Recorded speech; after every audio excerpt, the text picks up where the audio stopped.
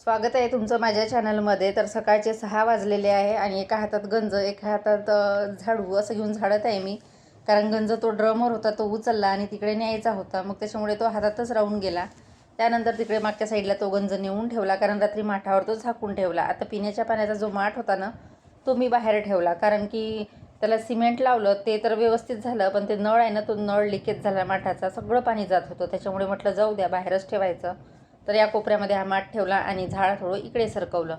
तर बहुतेक बाहेर ठेवलं तर थंड पाणी राहील. त्यानंतर ही बघा बॅग, ट्रॉली बॅग. आता माझी मुलगी गावावरून आलेली आहे आणि सकाळी 4लाच आली. ती 4ची ट्रेन होती. तर सगळं तिचं सामान आहे, हे कपडे वगैरे धुवायचं आहे. ती झोपली, म्हटलं हिला झोपू द्यायचं आज, कारण रात्री 9ला निघाली ती मुंबईवरून. तर सकाळी इथे 4-4:30ला आली. त्याच्यामुळे मग फारशी झोप झाली नसेल. आणि प्रवासातून आलं की कसं थकल्यासारखं होतं आणि झोप होत नाही. आणि लवकर म्हणजे 4चा टायमिंग होता ट्रेनचा स्टेशनवर उतरण्याचा, त्यामुळे ती काही जास्त झोपलीच नाही.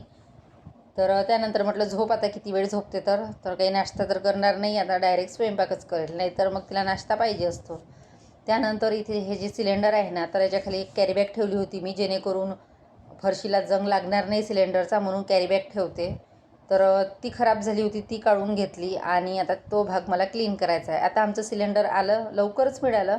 म्हणजे नंबर लावून 8 दिवस झाले आणि 8 दिवसामध्ये मिळाला. पण मला असं वाटते की थोडं हलकं आहे, कारण दरवेळेस आणायचे तर मला उचलत नव्हतं ते. म्हणजे 14 किलोचं काहीतरी मिळायचं, पण मला असं वाटते की आता बरंच कमी असेल, कारण लगेच उचलल्या जातं ते.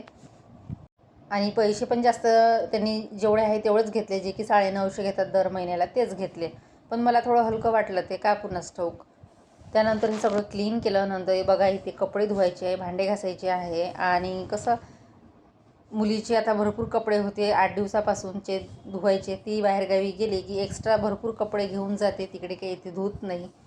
आणि सर्व कपडे इकडे धुवायला घेऊन येते, जे की स्किन सूट वगैरे असले, टॉप, तिचे पॅन्ट वगैरे. तर ते कपडे म्हटलं आज धुवायचे, जे की डेली यूजचे आहे ते, आणि बाकीचे उद्या.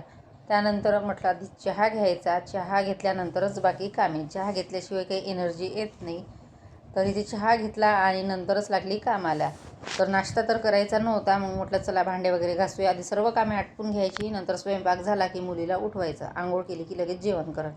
तर त्याआधी इथे भांडे घासून घेते, नंतरच कपडे धुणार. कारण मग इथे भांडे म्हणजे पसारा असला की मग कपडे धुवायला खूप प्रॉब्लेम होतो.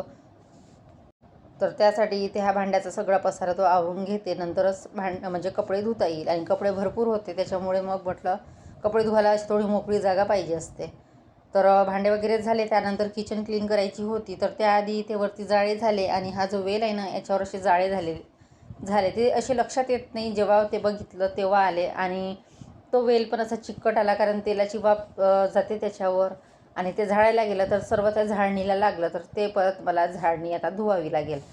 म्हणजे एक काम करायला गेलं तर जास्तीचीच कामं वाढतात. तर असं त्यानंतर हे सगळं झाडून घेतलं. आणि तसं आता 2-4 दिवसांनी मी हे सगळं काढून परत क्लीन करणारच आहे. आणि किती क्लीन केलं ना तरी ते होतंच. आता असं वाटतं की वेल इथे काढून घ्यायला पाहिजे, पण कधी वाटते असं की छान वाटते म्हणून तो पण काढत नाही. एक मन होते काढायचं, एक मन होते नाही काढायचं. त्यानंतर ही कोठी होती ना, तर कोठीच्या खाली कॉक्रोच झालेले होते, ती बाहेर काढून उन्हामध्ये ठेवली. आणि त्याच्यानंतर म्हटलं हिचं जे साईडला आहे ना, म्हणजे असं रोज तर फरशी पुसते, पण कोठीखालचं कधी कधी राहून जातं, त्याच्यामुळे असं साईडला काळं काळं पडते. तर ते असं निघत नाही, ते घासणीनं घासावं लागते किंवा क्लीनरनी. तर म्हटलं ते पण क्लीन करून घेते. त्याआधी गॅस ओटा क्लीन करायला घेतला, म्हणजे गॅस ओटा क्लीन झाला की खालची फरशी पुसायला मोकळी. तर त्या कोठी म्हणजे आता सध्या तरी काहीच ठेवलेलं नाही मी, वरतून फक्त असा कापड बांधून ठेवला, जेणेकरून त्याच्यामध्ये कॉक्रोच जायला नको. त्यामध्ये तर नाही गेले, पण खाली जे त्याचा बुडाशी असतो ना खालच्या साईडनी, तर असे आतून होते 2-3 कॉक्रोच. तर ते बाहेर उन्हामध्ये नेऊन ठेवलं मी आणि धुवून वाळत ठेवली, म्हटलं दिवसभर वाळेल.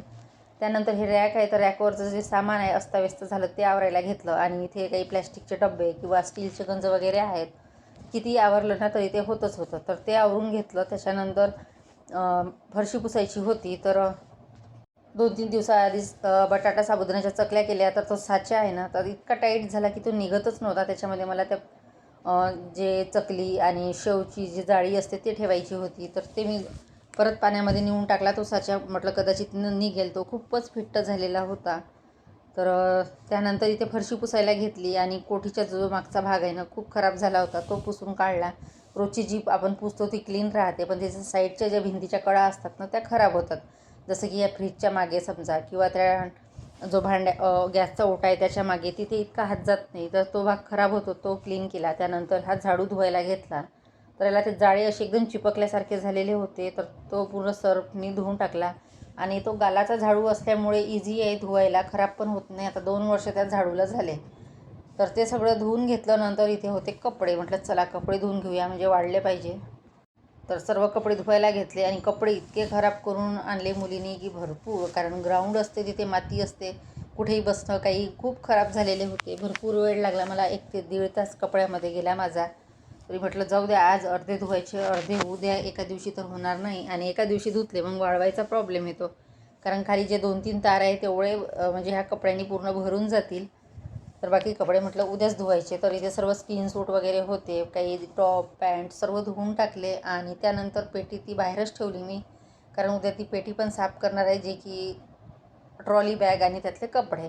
त्यानंतर इथे कपडे वाळू टाकायला आणले, तर बघते तर काय 2-3 तार असे ढिले झाले, पूर्ण म्हणजे निघण्याच्या याच्यातच होते. तर तिथे तार बांधून ते व्यवस्थित केले आणि नंतरच कपडे वाळत टाकायला ठेवले, कारण म्हटलं सर्व ओले ओले कपडे आहे, ब्लँकेट वगैरे आहे, जर टाकले तर तार तुटून जाईल.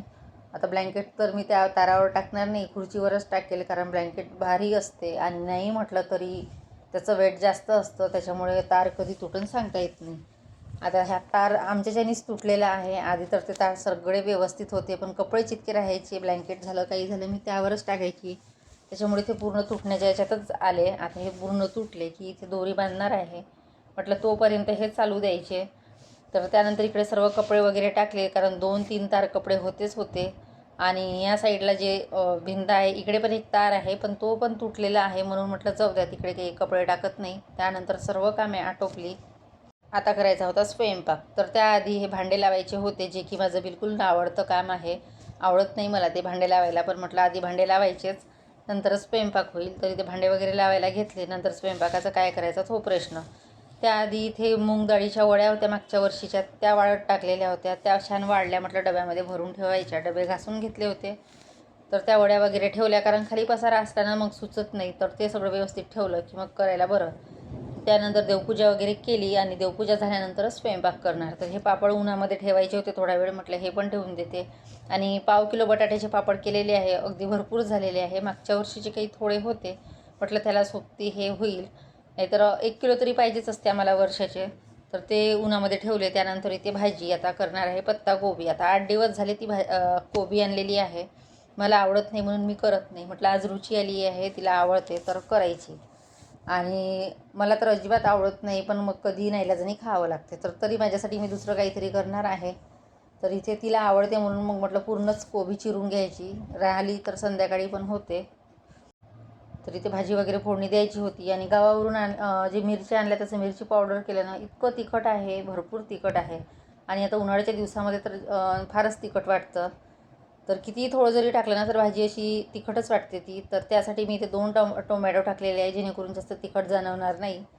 तर टोमॅटो बऱ्यापैकी मोठेच होते, म्हटलं हे छान शिजू द्यायचे, जेणेकरून भाजीचा तिखटपणा थोडा कमी होईल.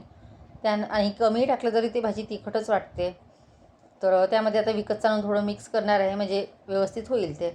त्यानंतर इथे कोबी घेतली आणि त्यामध्ये 2 बटाटे. तर अशी पत्ताकोबीची भाजी, चपाती आणि भात. भात तर करायचा नव्हता, पण मला भाताशिवाय होत नाही. मी चपात्या जरी खाल्ल्या ना तरी पोट भरल्यासारखं वाटत नाही, म्हणजे भाताची आठवण येतच असते.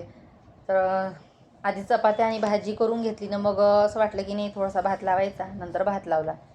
आता सुकी भाजी असली तर भात खाल्ल्या जात नाही, पण रात्रीची जी कढी होती थोडीफार, म्हटलं होईल त्याच्यासोबत, म्हणून काही वरण मी लावलेलं नाही. आणि आधी काही भात करायचा विचार नव्हताच, म्हटलं भाजी आणि पोळी करायची. तर असं त्यानंतर इथे चपाती आणि भाजी झालेली आहे, नंतर आता भात लावते. आणि आता करणार आहे थोडी दह्याची चटणी. आता मला ही भाजी आवडत नाही, म्हणून माझ्यासाठी थोडी तरी करणार आहे. तर इथे सगळा स्वयंपाक वगैरे आटोपला, मुलीला जेवण दिलं, ती जेवण करत आहे, कारण ती उठली आता. आणि 2-3 तास झोप झाली तर बरं वाटते. आंघोळ वगैरे केली आणि आता जेवण. आता 8 ते 10 दिवस ते बाहेरगावी होती. बाहेरगावी आपण कितीही खाल्लं ना तरी घरचं जेवण ते घरचंच असतं. आल्यानंतर तिने रात्रीचा जो कढी पुलाव होता तो गरम करून खाल्ला, कारण तिचा खूप आवडता आहे. आणि मी मुद्दाम थोडा जास्तच केलेला होता. म्हटलं आल्यानंतर तिला आवडते, खाते ती रात्रीचंही असलं तरी. तर त्यानंतर इथे चपात्या वगैरे झालेल्या आहे आणि आता ही थोडी दह्याची चटणी केली. यामध्ये फक्त कांदा आणि टोमॅटो आणि एक मिरची टाकलेली आहे, थोडं जिरं आणि मीठ, बस सिंपल अशी केलेली आहे. ती मी चपातीसोबत खाते किंवा भातासोबतही खाते. आता म्हटलं पूर्ण स्वयंपाक आटोपला तर गॅस ओटा क्लीन करायचा आणि पूर्ण क्लीन झाल्याशिवाय जेवण करायची इच्छा होत नाही. कारण किचन स्वच्छ झाली ना तर बाकी कामे सुचतात. त्याआधी हे कपडे होते उन्हामध्ये जे टाकलेले, जे काही सुकले ते काढून घेतले, बाकीचे मग उन्हामध्ये सरकवले कारण लवकर सुकायला हवे. आणि आता आमच्याकडे वातावरण खूप चेंज झालेलं आहे पावसाचं, कधी येईल सांगता येत नाही. दिवसभर तर ऊन असते, पण संध्याकाळी 3-4 वाजले की असं ढगाळ वातावरण होतं आणि त्यामुळे गरमी पण खूप वाढलेली आहे. त्यानंतर इथे जेवण घेतलं, जेवण वगैरे केलं आणि मुलीचं झालं होतं, तिच्या बाबाचं पण जेवण झालेलं आहे. आता माझं राहिलेलं होतं, आता मी पण जेवण केलं की नंतर थोडा वेळ आराम, त्यानंतर संध्याकाळचे कामं. तर जेवण वगैरे आटोपलं आणि परत आता ही ब्लँकेट म्हटलं तारावर टाकून द्यायची, कारण बऱ्यापैकी सुकलेली होती आणि खुर्च्यावरच टाकली मी ती. आणि आता तारावर टाकणार, म्हणजे तार तुटणार पण नाही आणि बऱ्यापैकी ती सुकली असल्यामुळे थोडी हलकी झालेली आहे. तर त्यानंतर हे पापड वगैरे घरामध्ये आणून ठेवलेले आहे. आता हे पापड 2 दिवस वाळवले मी, आता ठेवून देणार ते. 2 दिवसामध्ये बऱ्यापैकी ते वाळलेत. त्यानंतर सर्व कामं आटोपले. आता निवांत सगळं घरात आणून ठेवलं की बरं राहतं, नाहीतर मग माकडं येतात. नाहीतर मग आम्ही कसं दार बंद करून घरामध्ये असतो आणि बाहेर माकड आलं काही खाऊन घेतलं तर सांगता येत नाही. त्यानंतर इथे मूव्ही बघत बसलो आणि हा बॉर्डर 2 आहे हे. आणि आता नुकतंच म्हणजे नेटफ्लिक्सवर आलेला आहे, म्हणजे मग म्हटलं मुलींनी लावला, म्हटलं चला थोडा वेळ बघूया. त्यानंतर 4:30 वाजलेले आहे. चहा घ्यायच्या आधी म्हटलं हे कपड्याच्या घड्या करून ठेवायच्या. तर हे ब्लँकेट वगैरे धुवून ठेवली आणि आता काही ब्लँकेटचा उपयोग नाहीच आहे. तर म्हटलं हे जेवढे थंडीचे कपडे आहेत ते ठेवून द्यायचे. आणि बघा मुलीचे भरपूर असे कपडे आहे, आणखी बरेच कपडे तिचे बॅगमध्ये आहे जे की धुवायचे आहे. आणि हे तर रोजचे डेलीचेच कपडे आहे तिचे, हे स्किन सूट वगैरे.